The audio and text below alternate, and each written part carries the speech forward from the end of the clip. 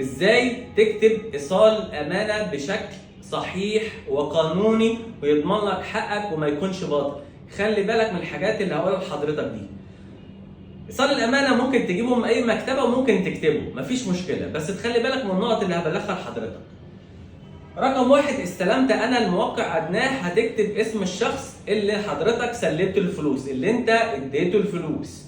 المقيم هتكتب عنوانه بالظبط طبقا للبطاقه الشخصيه بتاعته. خلي بالك من حوار البطاقه الشخصيه، لان بيجي لنا كتير بطاقات مزوره، بيزوروا البطاقه عشان ياخدوا من الناس فلوس وبعد كده ايه، شكرا مالكش حاجه عندي.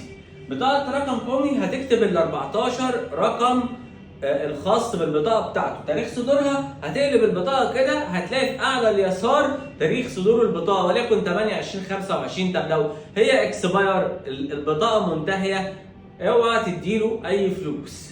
من السيد هتكتب اسم حضرتك.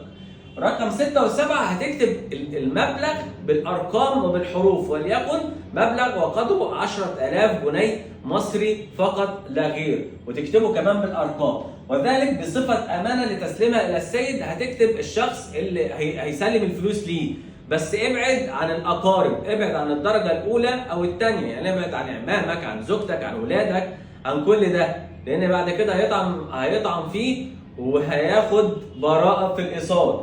وتسعى المقر بما فيه، خلي بالك دي بقى امضة الشخص اللي استلم منك، تمام، والبصمه بتاعته. واهم حاجه اوعى تفكرها نصيحه انك تمضي شخص او تحت او تبصمه والسيب ده كله فاضي، صلب الايصال فاضي، وتقول لا ده انا عشان ابقى اكتب بعد كده الرقم اللي انا عاوزه تجي لي بعد 4 شهور ولا 5 شهور. لا يا باشا، اقول لك مضمون 100% للراجل التاني البراءه، واقول له تعالى لي بقى. يعني لو واخد عليك ايصال امانه على بياض، تعالى لي وانا اطلعك منه براءه ان شاء الله. لازم يتكتب الايصال كله، صلب الايصال كله بخط ايده وبقلم واحد، ما يجيش يكتب لي ده بالازرق كله ويجي هنا يكر بالاسود، او يحصل قشط او تعديل او يشطب على حاجه.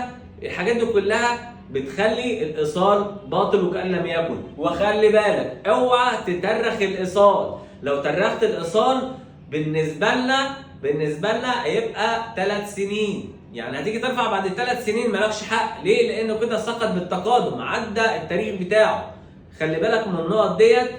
وتاني حاجه تخلي بالك منها كمان، ولا تالت حاجه تخلي بالك منها، الحته دي تسليمها الى السيد فلان. ما تكتبليش زوجتك، ما تكتبليش اي حد قريبك.